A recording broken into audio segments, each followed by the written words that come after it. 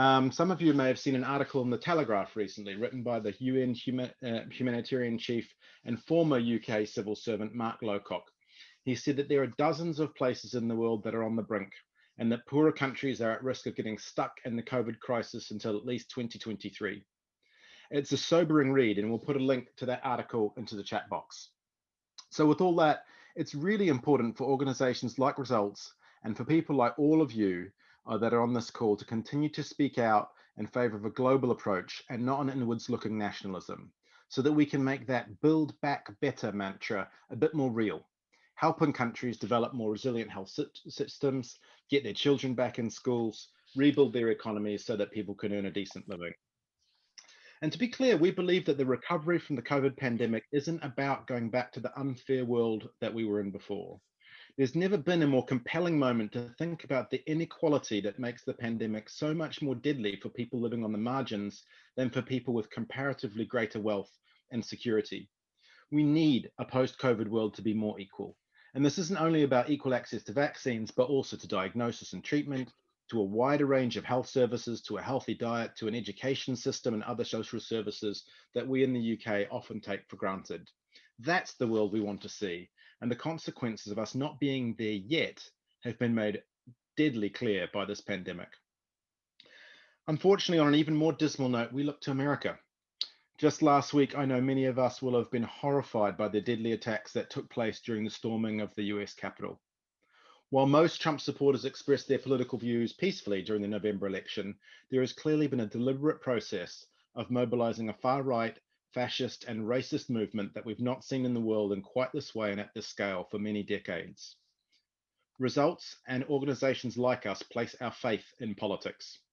We don't fight against democracy, rather we use it to argue for what we believe in. We are optimistic about the ability of a democratic system and for politicians of all mainstream political parties and positions to achieve public goods such as health, education, and economic opportunities for all. Doing what we do and exemplifying a positive engagement with politics is absolutely and vitally important to counteract the negativity that many feel about politics, which seem to be taking some people in the direction of extremism, racism, and violence. That's why we talk about citizens using their voice to exercise their personal and political power for change for the better. Our friends and colleagues in Results in the US have issued a statement about the attack in Washington, and I want to quote from their executive director, Joanne Carter. She said, "Our work at Results is about harnessing democracy, building relationships with the people elected to represent us and moving them into action. But this week we saw an attempt to tear that democracy down. Wednesday's attack was fueled by white supremacy and incited by the dangerous words of the president and others who refused to accept the results of the election. With democracy under threat, Results will build an even bigger movement working with lawmakers to end poverty and oppression in all its forms. As hundreds of millions of people continue to face the consequences of the pandemic, poverty, inequality, and structural racism, there is far too much at stake. Right now, we mourn the tragedy this week and everything that led to it. But we're going to respond to it with our biggest vision, the power of our voices and the relationships we build to shape the decisions of our elected officials. We will do what Results grassroots advocates have always done. We will harness the power of democracy to move us closer to the end of poverty." Now we're going to put a link to her full statement, which isn't much longer than that, but is really powerful, into the chat box. Here in the UK, Results stands by our US colleagues and campaigners at such a difficult time in their country's political life, and I really want to acknowledge that here on this call. Now, I don't want to end my remarks on a negative note, so I hope we can look forward to this year with the best optimism that we can muster. As we will hear shortly, there is a lot of powerful, necessary, and absolutely hopeful advocacy that Results campaigners can all do together. You should have received an email from me just before Christmas in which I thanked you all for your tremendous achievements that you managed to pull off in 2020, getting resource and policy commitments that will definitely and absolutely help the poorest and most marginalized people in our world against all the odds of domestic politics here in the UK and the global pandemic. Thank you for staying with us on this journey in 2021. As I said in that email, advocacy on global poverty has never been more important than it is now, and it's been truly heartening to see so much dedication and energy from Results advocates. That's it from me now. So before we turn to our speakers for this evening, I'll hand over to Della for the usual roundup of all your activities around the UK in the last month. So Della, over to you. Thanks, Aaron. I'm actually going to introduce Ruthie, who's the newest member of the campaigns team, who we're really excited to have with us. So she can introduce herself to you all properly. So over to you, Ruthie. Hi everyone, I'm Ruthie, the new campaigns coordinator, joining the Grassroots team at Results. I'm really excited to be here and have been really inspired hearing about all your campaigning and all the actions that happened. And I look forward to getting to know you all. I'll be in touch with some of you later on this week. So a bit about me, I've been interested in international development for years and got involved with a local charity which is affiliated to ActionAid in a fundraising capacity. I wrote to my MP, I think, at first when I was about 14 and have had some interesting communications with him since. I recently graduated from the University of Sussex with a degree in international development with Spanish after 2 years of working in Spain and Germany. And whilst I was there, I set up and co-founded a student housing cooperative. So I gained a lot of experience in recruiting volunteers, supporting them, training, and also building relationships with MPs, councillors and local media. And yeah, I've done quite a bit of campaigning around housing issues, and also I ran a campaign at university about workers' rights in the electronics industry. So we were successful in that, and yeah, I've done a lot of campaigning myself, and I really look forward to seeing what we can achieve in 2021. Please do keep me posted with actions that you've taken, or just get in contact with me for anything else. My email address is on the bottom of the January 2020 action sheet. So yeah, that's it from me. I'll hand back to Della. Thank you. Thanks, Ruthie. So I'll just kick off by saying a massive thanks to all the actions you took in December. It feels like ages ago now, but it was a really busy month with loads of letters going out to MPs opposing the aid cuts. So some people came out of the woodwork who hadn't taken action for a while. We had new members writing their first letters to MPs, so great to see. It was also a successful month in that we found out that the government was backing down on its proposal to abolish the Parliamentary Committee that scrutinises aid spending and makes sure that it's being spent effectively. We think this is down to the pressure that the government received from MPs, and all of you played a really important role in that. So massive thank you. I'll drop a link in the chat to the kind of campaign win email we sent out for Christmas in case you missed that. So a bit more recently, I just wanted to give a shout out to Jill in Stork Valley, who wrote a piece on this campaign win, which was successfully published in the tablet newspaper. Congratulations, Jill. I'll put a link in the chat so that everyone can have a read after the call. Helen in Poole also had a really great piece published in the Bournemouth Echo in December, which was opposing the proposed cuts to the aid budget, which I'll link to as well. More recently, Karen in Macclesfield's been really busy taking a kind of craftivist approach to this campaign to defend the aid budget. I can see you're on the call, Karen. Do you want to tell us a bit about what you've been doing? And I'll try and screen share because craftivism is quite visual. Okay, right. Yes, I've started looking at craftivism over the last year. Possibly had a bit more time to do it with all the lockdowns. And I had been thinking of doing this particular one for our MP for a while. It has started screen share. And then there was the craftivism talk on the international on the conference, and then with aid coming up and it being a general thing that was to do with justice and mercy. I used the main points of a verse from the prophet Micah from the Old Testament to make this picture saying, love mercy, act justly, walk humbly. It has started screen share. There it appeared. Great. Particularly chose that one because it's important to me, but I also know that our MP is a Mormon, so who would also find the Bible of significance. So I linked it in with that, sort of finding something that is significant to the MP and is particularly significant to do with aid and the situation we have now with COVID, Dolly has stopped screen share. making things so important that we act justly in love and mercy. Thanks, Karen. I think it's a really impressive bit of cross-stitch as well. I hope your MP appreciates it, and it'd be really good to hear how he responded to that and whether he was as touched. I think I would be if I was an MP. So yeah, thanks for the update. Thank you. Yeah, amazing work. Let us know what your MP says. I just wanted to move on to talk a bit more about the aid campaign, which Naveed will give more detail on later in the call.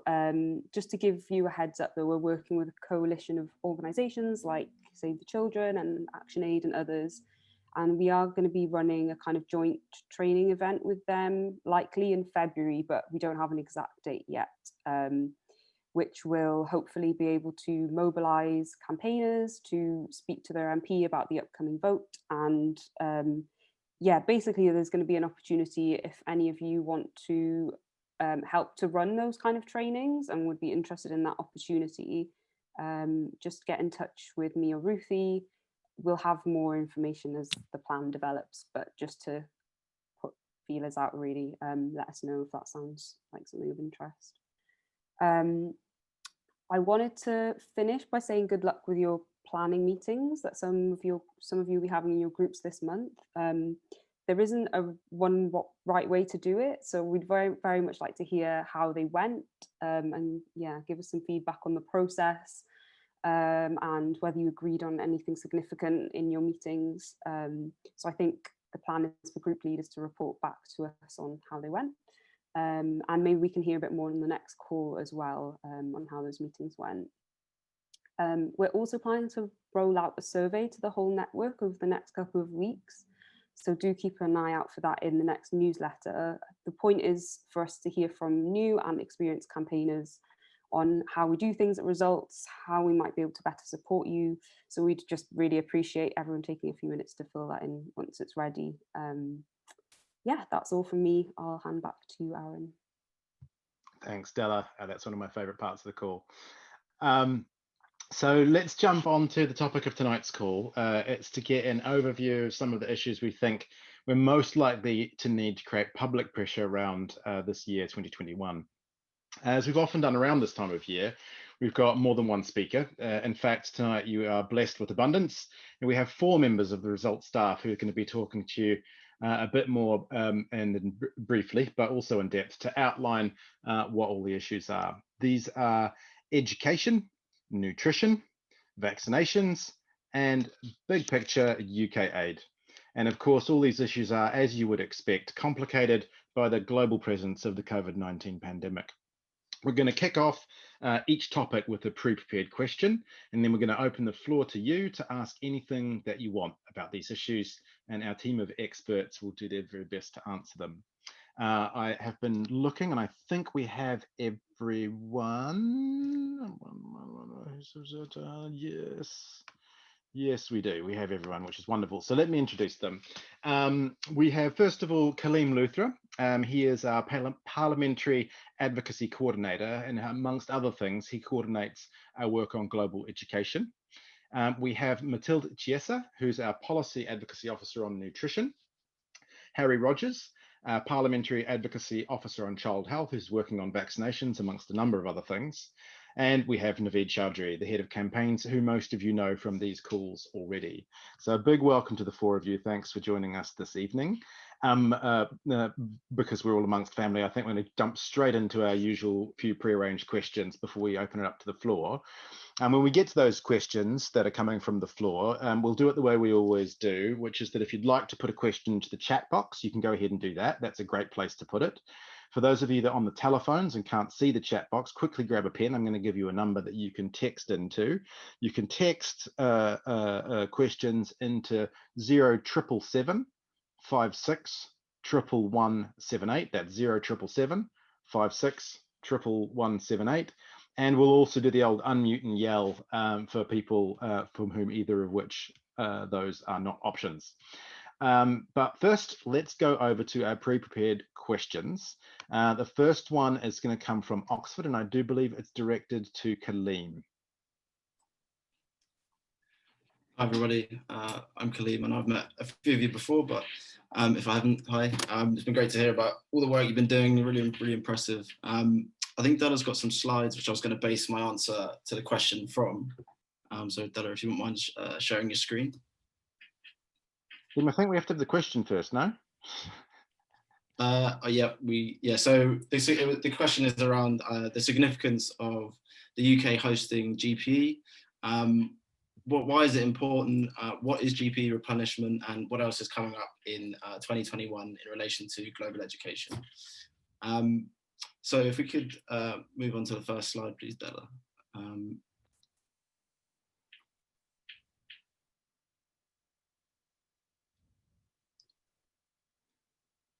I think that's the last one. So there we go. And then the next one from there would be great.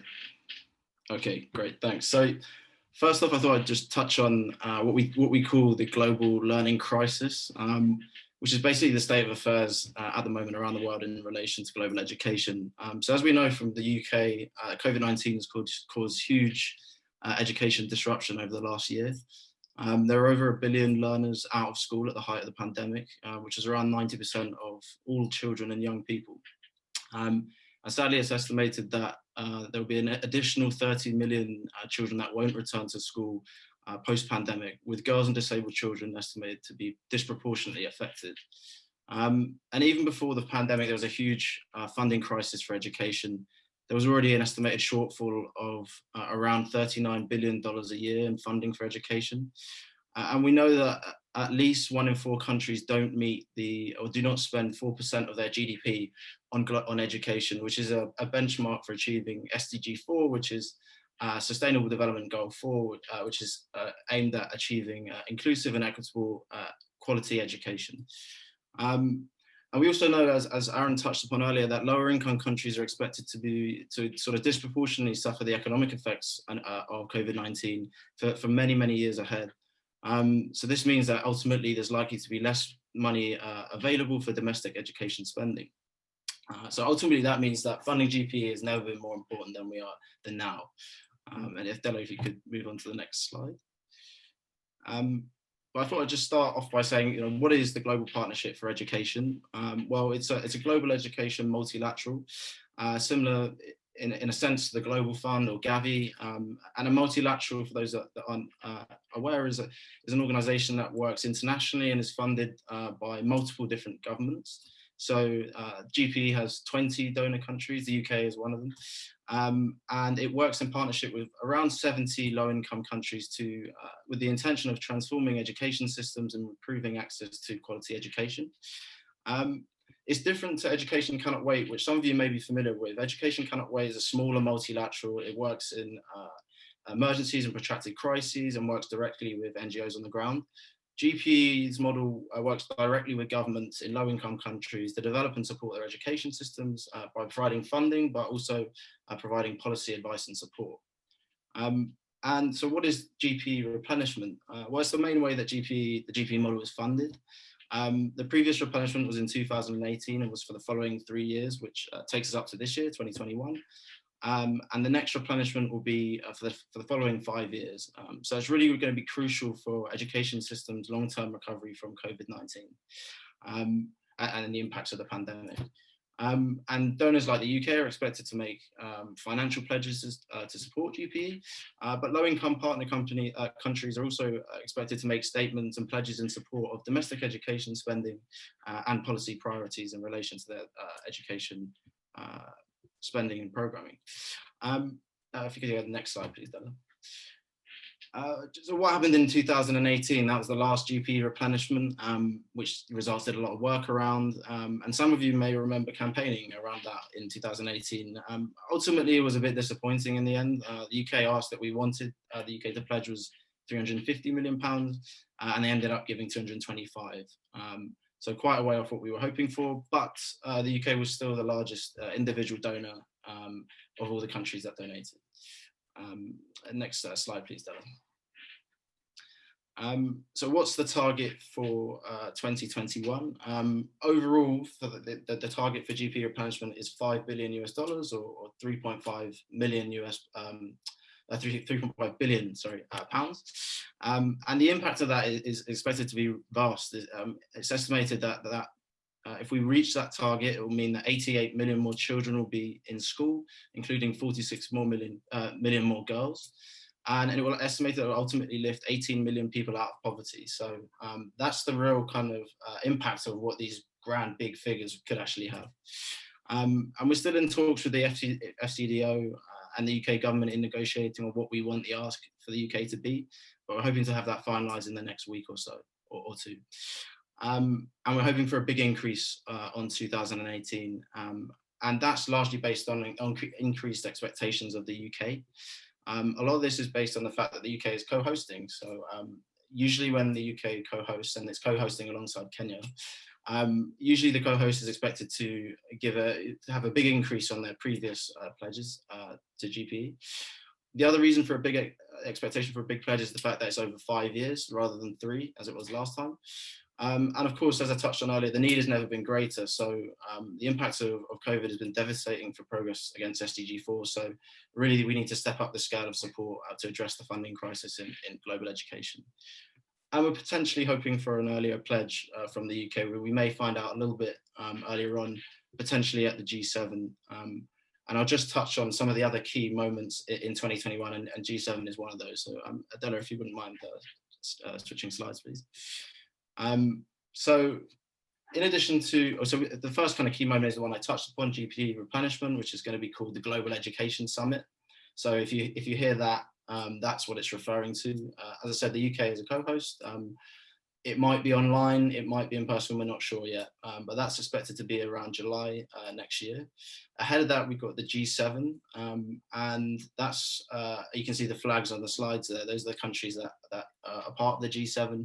And we expect the UK to use its diplomacy as host to encourage other donors to pledge ambitiously to GPE.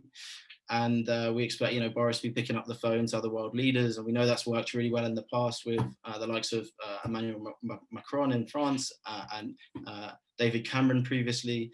So there's big expectations on Boris Johnson for that.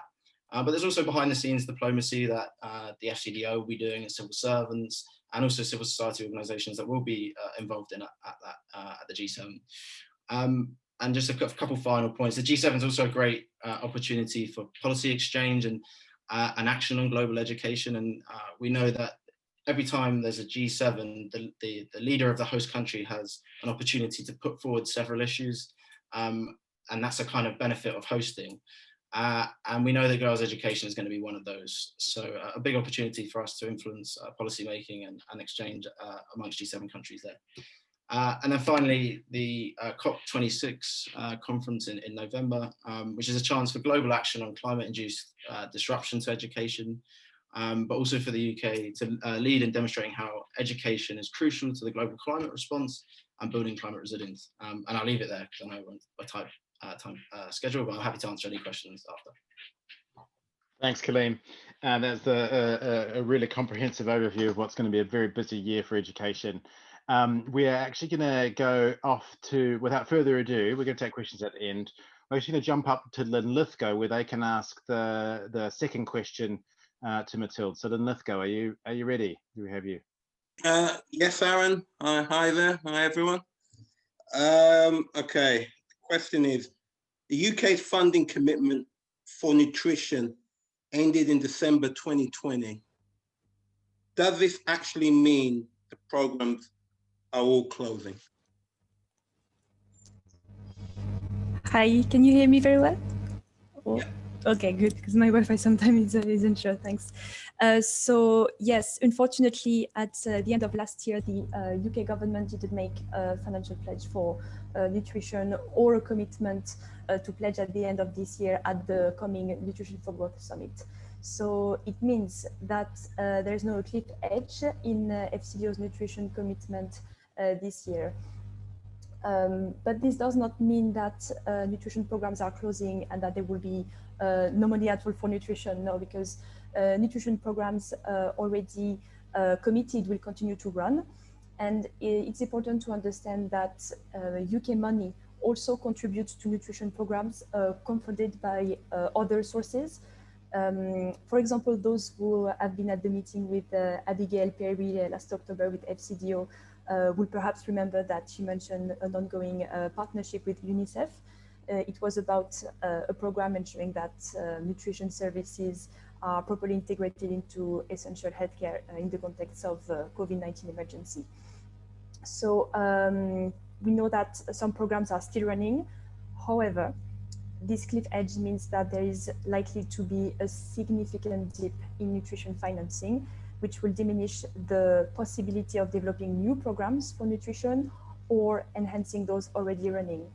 And this can lead to dramatic impact on malnutrition, because with COVID-19, we know that millions more people could experience malnutrition as a result of things like reduced resources, increased food prices, difficulties to access health food, and lack of access to nutrition services, for example. And we heard last December that by 2022, COVID-19 could result in an additional 9.3 million wasted and 2.6 million still children. And I say 2022, so this is next year. So it means that we really don't have time to waste this year. So now, as we start what we called a year of action for nutrition, our challenge as results is to person ministration is important, and that they need to make a financial pledge to nutrition as soon as possible in advance of the Nutrition for Growth Summit this coming December, hopefully.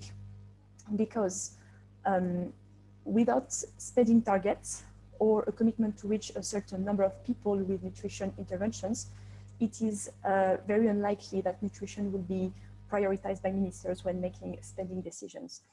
And why are we focusing especially on the Nutrition for Growth Summit? So we do that because the summit intends to mobilize ambitious and wide-reaching commitments from various donors, so not just governments, in order to transform diets, health system, and deliver substantial nutrition gains.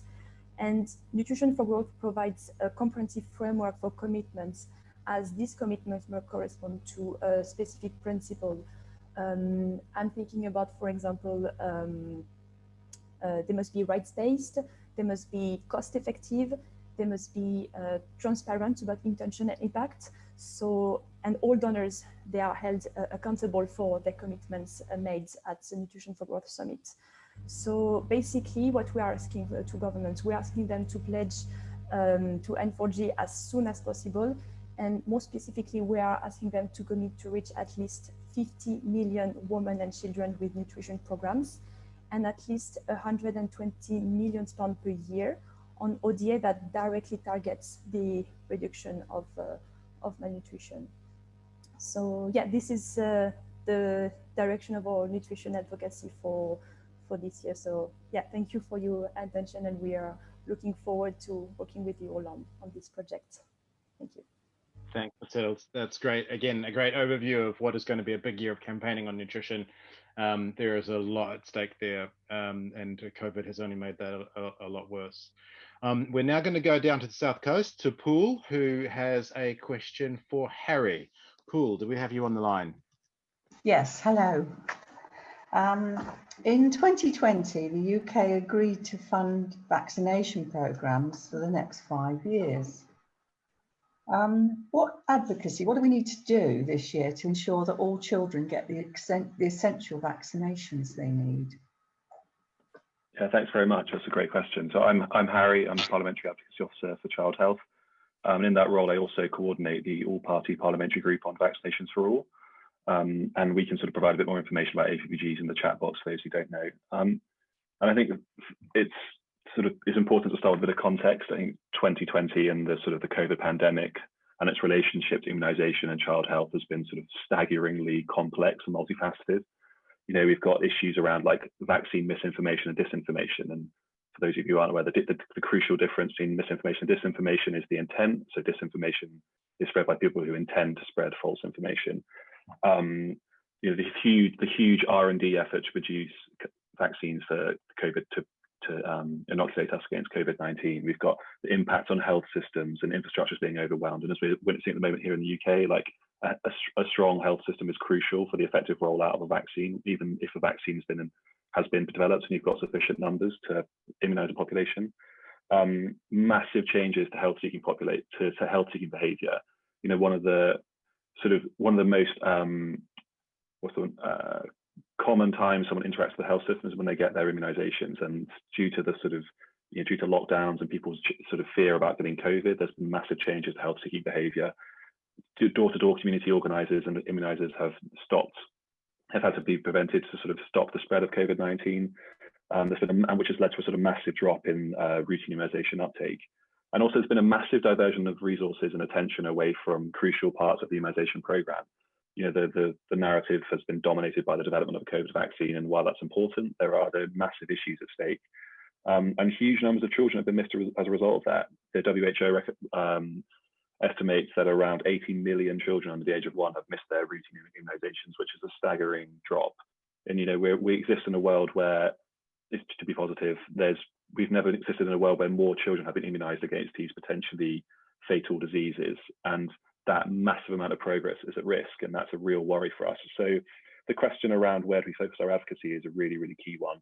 And for a bit of context, the UK government, which, you know, as off the back of some fantastic campaigning, the UK government committed £400 million to the Global Polio Eradication Initiative in November 2019 at the summit in Abu Dhabi, which will sort of help contribute to immunising 750 million children against polio. And at the Global Vaccine Summit in June, the UK government, alongside private sector partners and other countries, committed £330 million a year for the next 5 years to Gavi, the Vaccine Alliance, which is a fantastic achievement. And they also have contributed £548 million to the COVAX facility, and through match funding, which is where a program whereby countries match other countries' donations. They've raised around $1 billion for the COVAX facility, which is a facility set up by Gavi to try and improve equitable access to COVID vaccinations. And so I think the crucial thing for 2021 is going to be essentially around like making sure the UK government maintains these commitments and essentially signs the checks that they promised to sign. And we have some good news on that. The UK government in December committed to release £70 million of its pledge to the Global Polio Eradication Initiative, which was reflects the need for an uptake in polio immunizations, because the last two countries that are endemic, Afghanistan and Pakistan, have seen their immunization efforts drop massively as a result of the pandemic. The numbers of wild polio have gone up quite significantly, and it's a massive worry. So this money being released by the UK government will hopefully result in these programs which have been restarted, and hopefully we can continue on our drive to immunizing these last two countries against polio, because the successes are massive. On August 25th, which just happened to be my birthday last year, Africa was certified wild polio free, which is just a pretty staggering achievement when you think about the size and complexity of that task. Immunizing an entire continent with very challenging logistical concerns against polio is just a wonderful, wonderful thing. And there's also a new polio vaccine on the horizon, which won't result in the spread of vaccine-derived polio. I mean, we don't have time to go into that now, but essentially, unfortunately, because it's a live vaccine, sometimes vaccine-derived polio can be spread. But fortunately, this new vaccine, which is on the horizon, which should be rolled out soon, if it's given licensing, will result in the fall of vaccine-derived polio as well. So there are a huge amount of positive things on that, positive messages to be put across. And I think it just re-emphasizes the importance of holding the UK government to account. And I think accountability is the crucial word for 2021 from an immunisation point of view. Will you put your money literally where your mouth is and sign those checks? And I think there have been positive signs, but I think it's now up to our really inspiring campaigners just to keep up the good work, and and get those checks out the door and make sure that children have the immunizations they need to be protected against some pretty debilitating diseases. Thanks, Harry. That's great. Conscious of time, we're going to leap across to London for our fourth question, which is from London to Naveed. Hello, it's actually London via Cornwall this week, but that's okay. The question from London is, in December, the government announced a big cut in overseas aid. Is there anything that can realistically be done to stop this? Thank you, Amy. And hello to everyone. For those who have not met, I'm Naveed Chaudhri. I work in the Results Grassroots team with Ruthie and Della. And we've been doing quite a lot of work as part of the coalition that Della mentioned earlier on the call, that is really grouping together to coordinate our campaigning on UK aid. As a lot of you know, there's been attacks and it's been under threat for a long while.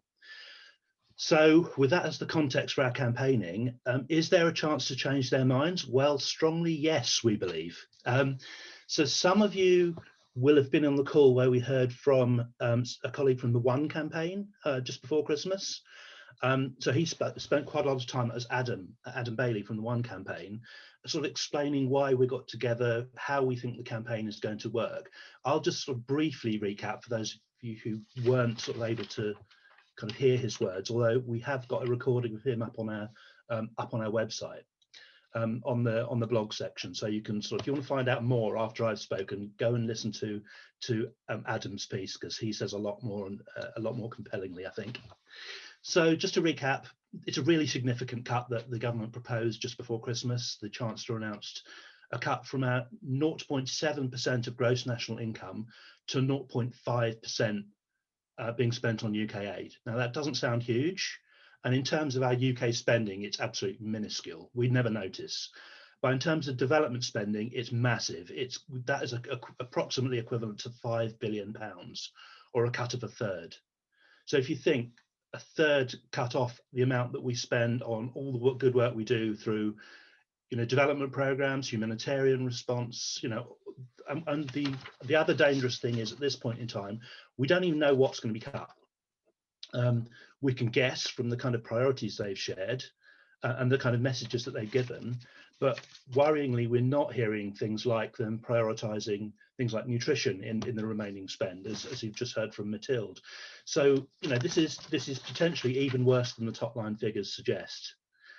The good thing, having said all of that really bad stuff, is that because this is built into legislation, the International Development Act says we have to spend 0.7% of our national income on aid.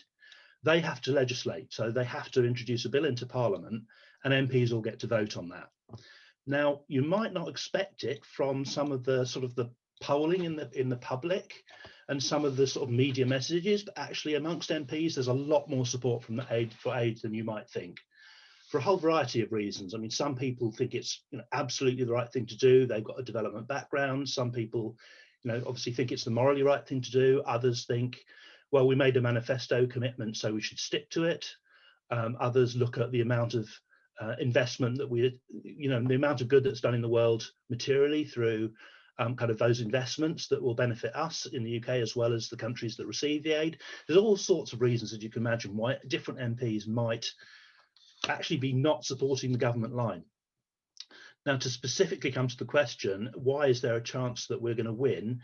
Well, some of our coalition partners have been actually adding up the numbers, and if you look at all of the MPs who are in opposition parties, we're not expecting them to abstain, those parties. If you add those up, and then the MPs who, for all of their in the Conservative Party, who for whatever reason they have, think that it's the right thing to do to keep up to 0.7, either politically or morally, it's a really close run thing. Really close run thing, and we think the numbers are absolutely obtainable. So the other I think interesting thing to say is we don't all have a whole load of information about what our MPs think. Some of you probably do, some maybe less so at this stage. And through talking to MPs directly, we are finding out more. And even some of the 2020 intake, who you'd think, well, these are new Conservatives or are likely to toe the government line, even quite a few of those are privately, at least, saying that they might rebel if the climate is right, by which they mean probably things like they're not exposed, they're not the only ones in their party, there's enough of them doing it, so they're not going to get into trouble. Things like, you know, them seeing, and this is crucial for your work really, seeing actually constituents want it. You know, they're seeing the counter argument coming from their constituencies. And so, you know, firstly, I'd say I know quite a lot of you have got in touch with your MPs after, you know, we asked back in December or even late November now, I think it was, which is, you know, which was just amazing. And we know that that pressure will be a really big part of persuading some of the on the fence MPs. So just to cut short my remarks there, and I'm sure there's going to be more questions, the answer is basically yes, we do think that it's possible to change their mind. It might be that they back down and see the scale of the potential rebellion and just back down, or it may be that they introduce the legislation into Parliament and we just win. So that's the idea. Hopefully not too optimistic. There are clever people doing the political calculation behind the scenes. Thanks, Naveed. I love that. And we just win. A wonderful phrase to cover up what will be a lot of work, but it's an exciting thing to be tackling. Look, thank you to all of our speakers so far for the answers. I think they're a great summary of what we think is the situation on these issues as we start the year. Obviously, things can change. And so while we do have this broad outline of what's going on in the world and what we think we need to be doing to create advocacy pressure on during the year, we don't know exactly how things will turn out. For all of the reasons I outlined at the start of this conversation, we are facing a very uncertain year. And perhaps that isn't new to us now. We've had a pretty uncertain few years, but it seems particularly uncertain now. So we've got to be prepared to be flexible.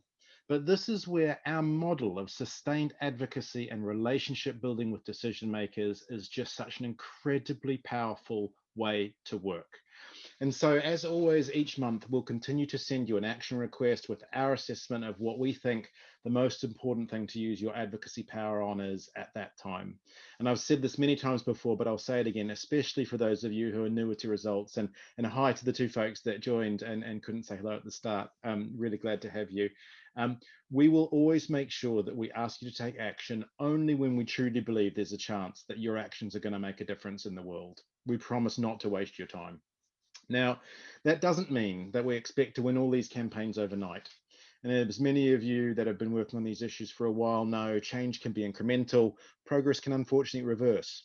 So while, for example, we've seen the UK government put considerable financial resources into fighting diseases of poverty in the last couple of years, as we've just heard, a decreasing aid budget will massively reduce the reach of the UK's international development efforts, which means increased poverty and more unnecessary deaths from preventable conditions. Sometimes simply not going backwards is a big win, even if it might not feel like it.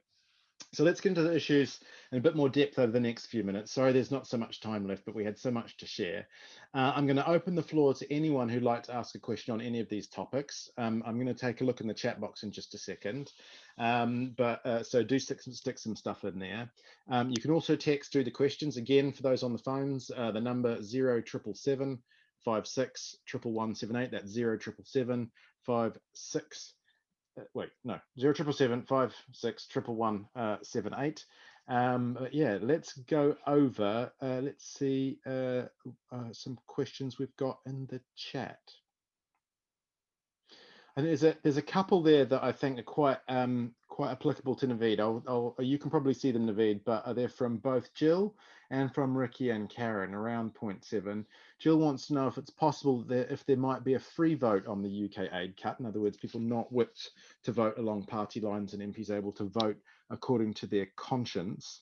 And Ricky and Karen ask, even if we keep to 0.7% of gross national income, we have less income because the economy is contracted. So that means still less aid spending. If we want the maximum for all of the various things that we're asking for, education, nutrition, and health, does that mean something has to give? Or is there spending on something we don't care so much for, which we can refocus back on the better stuff that we do? Naveed, over to you. Thanks, Jill and Karen. Both really good questions. The first one, we don't know is the answer. The government are in charge of the parliamentary process and timetable, so we don't know exactly what they're going to do. I think we probably think it would be unlikely that it will be a free vote. They were talking about a free vote on whether the International Development Committee was going to be saved or not when they were proposing to have that go to the House. But This is sort of a budget commitment, and they've made quite a public stand of this is what they want to do. So they've picked a fight, and that rather suggests they're not going to back down until they see they have to. So if they back down, it's more likely that they would withdraw the proposal altogether than lose on a free vote. It would be quite politically embarrassing. So I think the answer is probably no, but you can't say never. We don't know what they're going to do or when they're going to do it.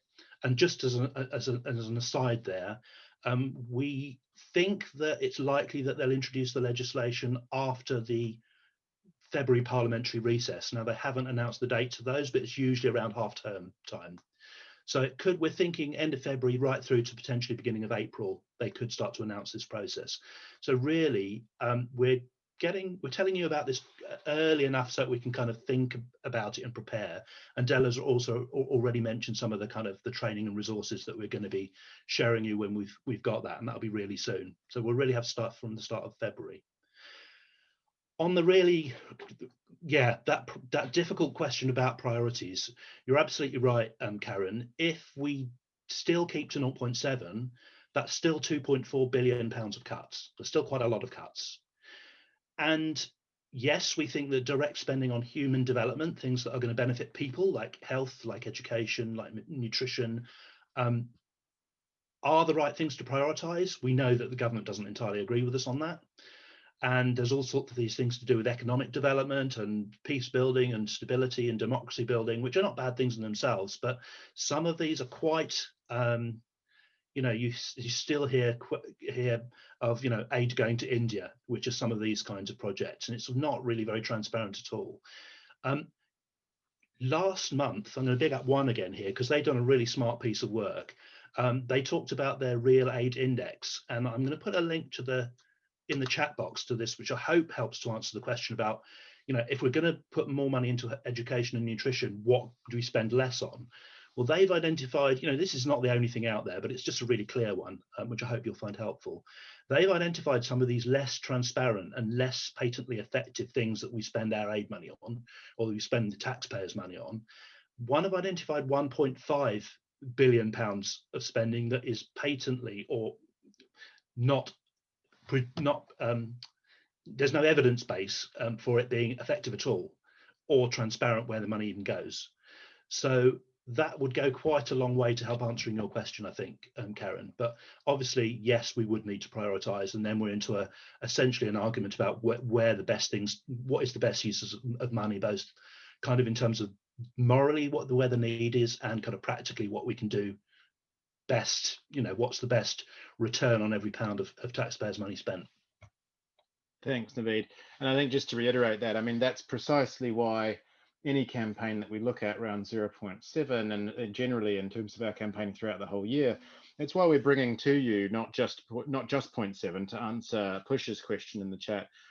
It's really good to be clear about what that money is for, because at the end of the day, people that aren't you guys potentially don't really get aid and don't understand aid and don't potentially support aid all that much.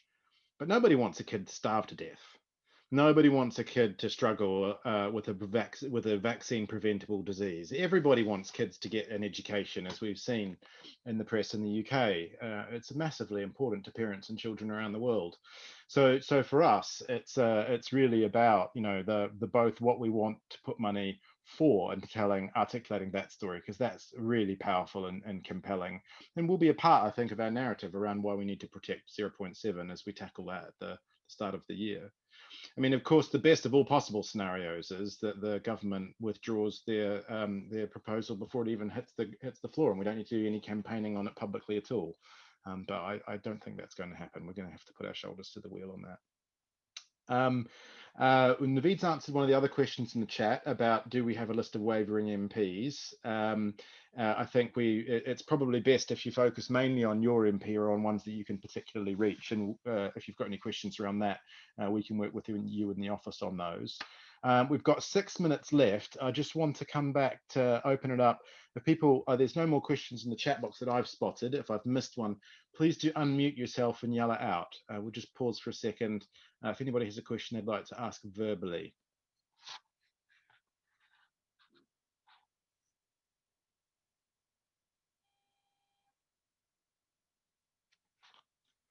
all of our speakers were incredibly clear. I'll ask a different question then. Does somebody want to say, of all the things that we've just talked about, which one of those things gets you most excited to campaign on, and why? Hi, it's Pete. I think the education thing is that got me. Maybe it was the first item, and that's, you know, I was really hot and still hungry. So maybe we should campaign before we eat, something like that. But anyway, that one was really, that's got me, and I want to actually, I've got the link to the slides, and I can use that stuff. Thanks, Peter. And We're excited about it too. yeah, and also I just want to say that as the meeting has gone on and I've sort of digested what what the action this month is, I'm getting all sorts of ideas about how I'm going to get our group to build the year on these campaigns, depending on what we think is a priority and so on, how to actually share the load and how to actually move it forward in a constructive way.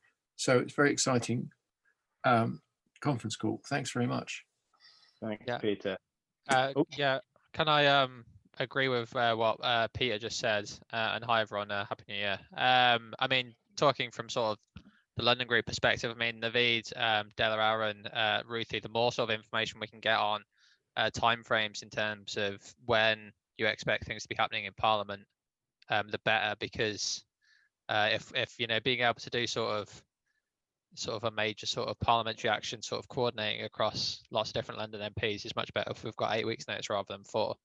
But yeah, no, I think sort of in terms of sort of what I'm taking away from today's meeting, Aaron, and what I'm most excited about is definitely sort of the saving of the 0.7% campaign. I mean, I know obviously the focus issues are obviously so important in all the different ways which you know, the staff have gone into today, which is really interesting. The education stuff as well, I've been writing lots of notes about. But yeah, no, I think that's sort of my main sort of takeaway, and looking forward to the London group meeting next week, and hopefully also meeting with a few other volunteers around the UK as well.